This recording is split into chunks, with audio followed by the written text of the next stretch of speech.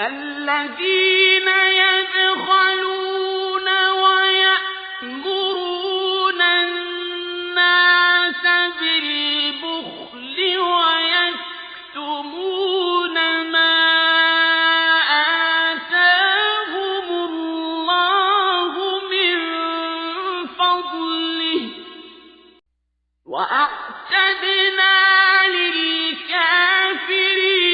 عذابا مهينا.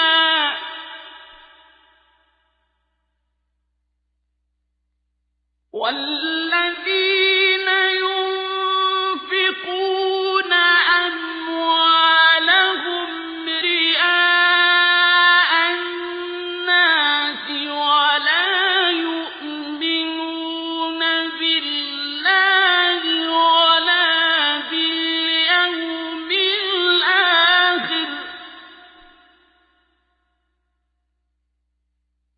ومن يكن الشيطان له قرينا فساء قرينا.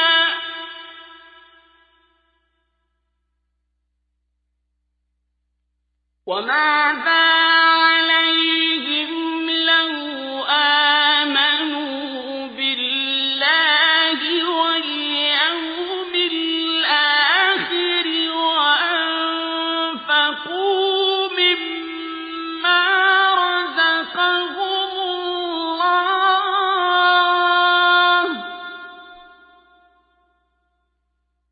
وكان